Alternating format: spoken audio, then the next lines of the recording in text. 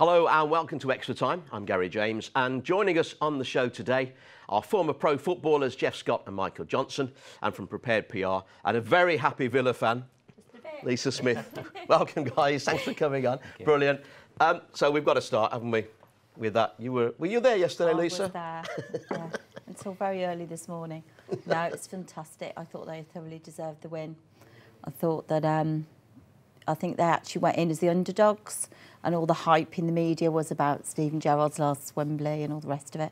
But I think they gave a really good show of themselves. And in fact, some Liverpool fans before the game said that they really feared Benteke, and I think he proved to be their undoing. And Mr. Delph was. He and Cleverley, I thought, were awesome. We were saying he was unplayable, really, wasn't he, yesterday? He thoroughly deserved man of the match. And mentioned to my little lad Jack Grealish as well, who told me last night that was the best day of his life, and he wouldn't blame him. All his family there, hometown boy, and set up the winning goal. It's brilliant. I personally think it's great for Midlands football. Yeah. And you were there as a youth team player. I was there, Aston Villa youth team. Yeah, it's where I started off. In fact, it was easy for me because we lived in the Holt pub, so I didn't have far to go. Hopefully not after a drink, though. You can walk to work in your slippers. But in them days, the Villa first team used to come in the pub after training as well. And my hero in them days was a guy called Dick Edwards. And the only reason he was my hero was this great big statuesque guy, and he was the first guy I saw pick a football up and throw it a million miles. And from that moment, he became my hero. And I understand he's a guitar-playing ex-player now. So that was obviously your club then? Very much so, yeah. Even though I played for the Blues, I didn't have a lot of choice because, as I say, living in the Holt pub and then sneaking under the turnstiles for home games and standing on the left and under the left-hand floodlight, didn't have a lot of choice. Just finishing off on the cup, we've got to come to you, Jono, about the Villa game. Quite gracious, I think. No, you've got to give credit where credit's due. I mean, obviously, as a Blues fan and obviously former player, you've got to take your ass off to them and say they're putting in a fantastic performance. Like Lisa said, probably were the underdogs, but they played really well, and I thought they thoroughly deserved the win. Thoroughly deserved it, and from one right through to 16 squad players included were fantastic. Yeah. And it's great for Midlands, for the neutral. Yeah. But even I think, and I still have this thing, I understand why some fans don't want Villa to win. From the Baggies or from Wolves or certainly from Blues. But for Midlands football, it has to be good because it's one up London again, isn't it? Absolutely. And one up Manchester. Thank you very much. Yeah. You try telling the Blues fans that. I've spoken to a few on the phone in the last 24 hours. What I think we've got to think about is that Villa have had such a poor run for probably 4 seasons, and certainly from my own point of view, a few weeks ago, we are still mathematically in danger, but I think the momentum now. I was at Spurs last week, as you know, and we had a really good win there, and it just feels to me like they're now going in the right direction, and if they can stay up and get to the final, Tim Sherwood will be the Messiah, I think. But I think now what they can do, they can put the FA Cup to bed for a few weeks, can't they, and concentrate on that league. Yeah. But I'd just like to throw the Blues into the mix as well here. I think the job Gary Rowett's done has been fantastic, and it'd be good that he can now concentrate on next season as opposed to relegation. And let's hope Blues do get promoted into the Premier League and look forward to the derbies again. Well, it'd be great. We've all said it before. It'd be great to have all our 5 clubs, basically the main clubs in the Premier League. It may happen one day.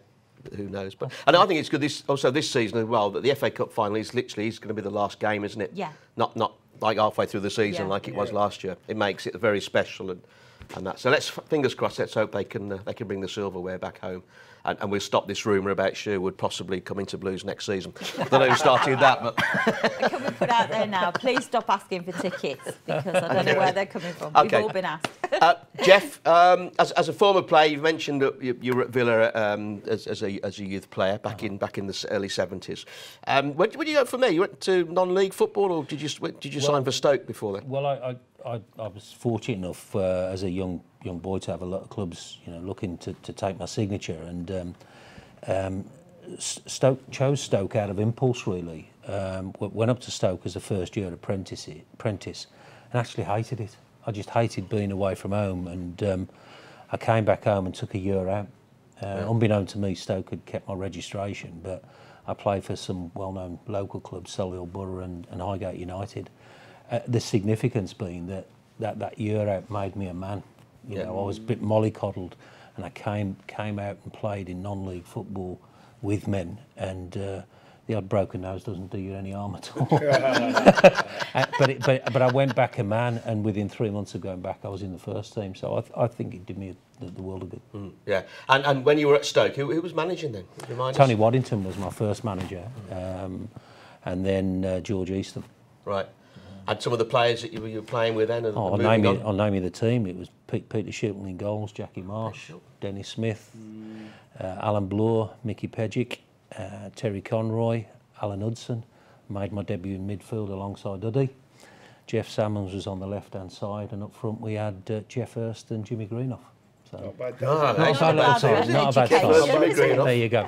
Was it Alan Hudson that went to Chelsea, and he was the guy that took the long throws? No, Ian Hutchinson. Ian Hutchinson. Yeah, that's right. Nearly. Nearly. Right alphabet, wrong order. Right club, Chelsea. Yeah.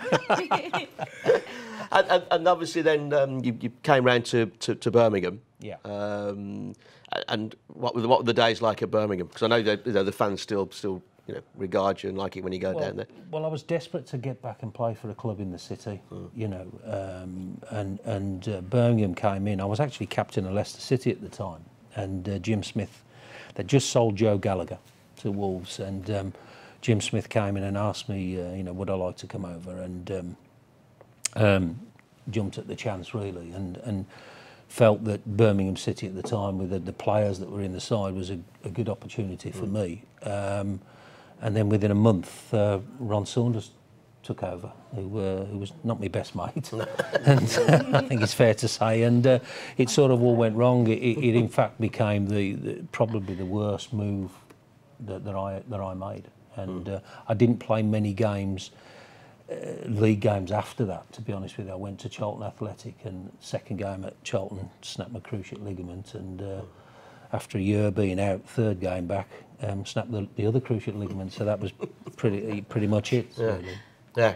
And from then on, did you sort of go the coaching route or anything? Or? No, I got my coaching badges, but whilst I was recuperating, when you're out, you see a lot of what goes on behind the scenes that you don't see as a player. Yeah. And at the club where I was trying to get fit, Charlton Athletic was going through a terrible time with, financially, and I saw managers and coaches and losing jobs and how it affected people. So it wasn't something I had any at the time had any sort of thought about going into. I thought, no, not for me. If I'm going to get the sack, I'd like to be in control of it. Yeah. And so no, management was not something I wanted to do. And in fact, not turn my back, but didn't really get involved in professional football for well over 20 years. It wasn't because I was bitter or anything. I was just very busy building a new life. Yeah. And got married, and kids came along, and young children came along, and we all know what strain that puts on you, and you have to put food on the table. You have to pay the bills, and I just concentrated on that. Yeah. Okay. Did you ever consider management, or is it still something on the cards for you, Jono? Yeah, it's still something on the cards. Like Geoff, I've got all the badges and everything. It's just the volatility of management these days that actually, you kind of think, well, is that something that you really want to go into? Especially when you look at the shelf life of some of the managers. They're lucky if you get more than a year at it. 3 or 4 games, you don't get a win, they're calling for your head. You get a payoff. You get nice. Yeah, well, you do get the payoff. You get the sack and get a big handshake. Yeah, you do. I suppose there is some perks of it. Typical fan. So it's the wife's point of view, isn't it? You get that job, and if you get sacked, it's not shopping. It's got a long time to live on nothing. Yeah. So yeah, it is something I've looked at. I mean, I think for me, I'd like to go in the leadership of football. Whether that's in a director sort of role, chief exec sort of role, or ideally a director of football sort of role. So you're involved in football, and you've got a major part to play in it, but the management's very. You haven't got that that dagger hanging over your head all the time. I think football's changed so much, certainly from when I played, and it's interesting that Jono says that, because my view is that football administratively has to change. There's got to be a major change, and you need pioneers, and you need people who are brave enough to effect that change. You know, it's the game is too full of people who are taking jobs to take a job and not to effect change. So it has to change, and you've got to have the balls to do that. Okay, and on that note, it's a good time for us to pause and think about topping our coffee cups up. We do go after 9 o'clock now. we do now. So that's it. Please join us in the second half of Extra Time. We'll be back in just a couple of minutes. See you then.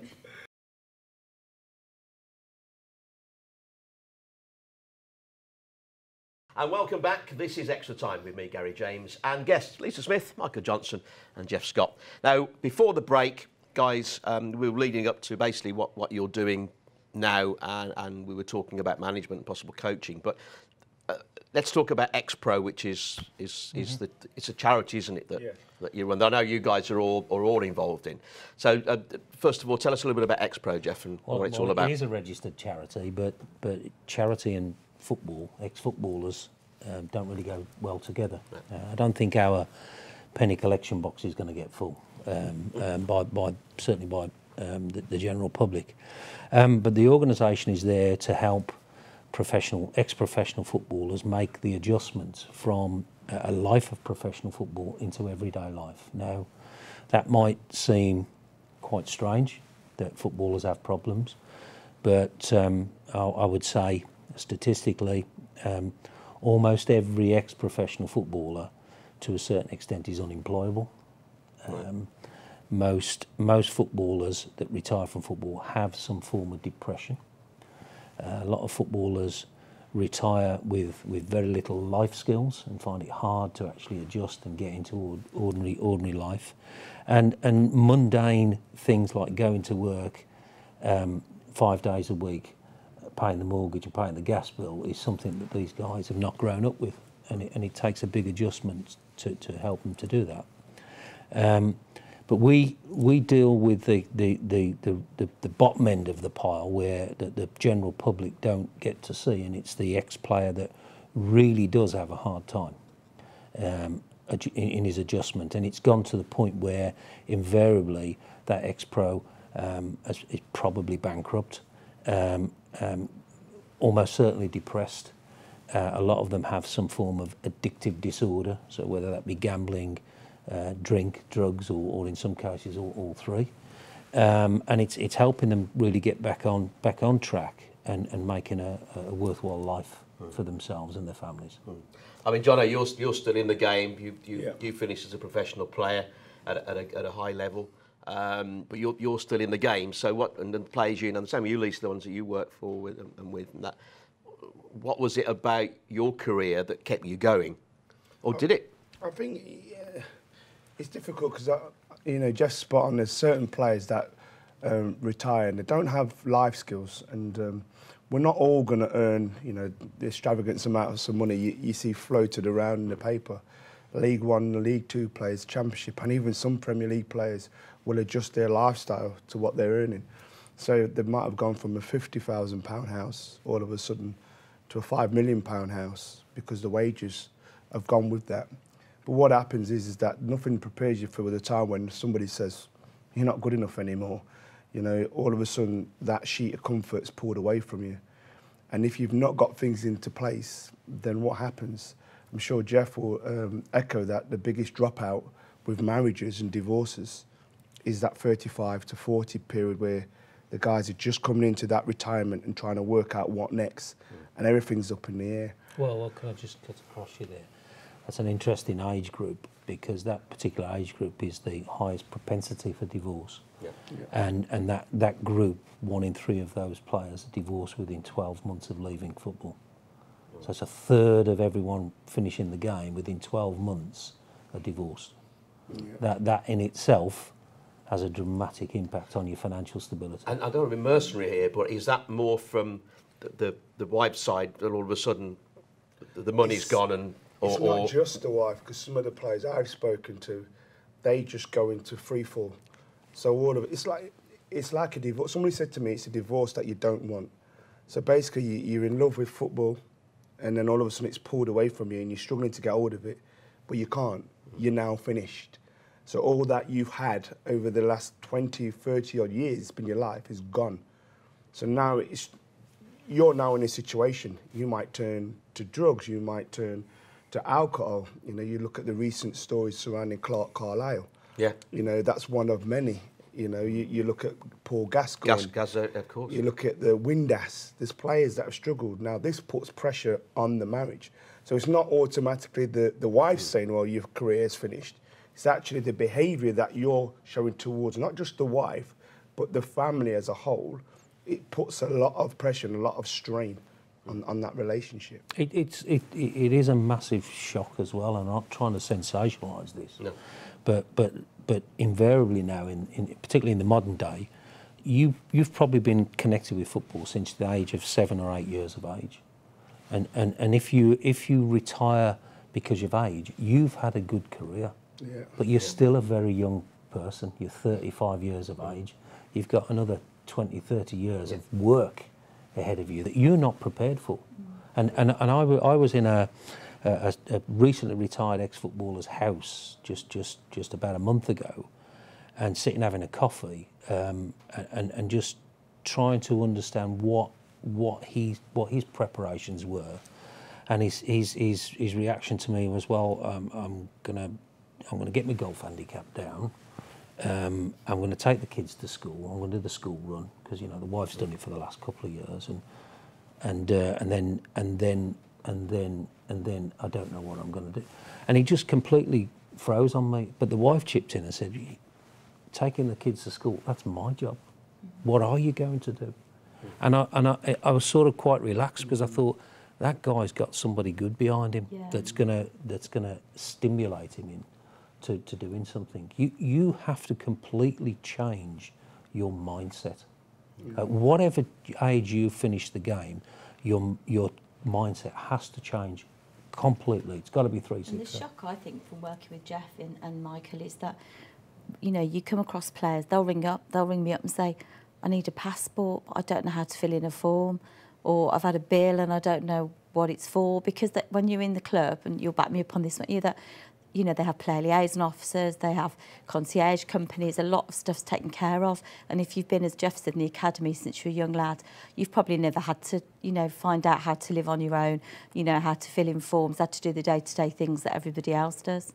And I think it's just a shock. That's the bit that's got to change. And you need ex-pros like Jono, and I would advocate more ex-pros that's lived a life after the game need to be infiltrated back into the administration side of the game. To actually say to people, this is what goes on, this is the reality.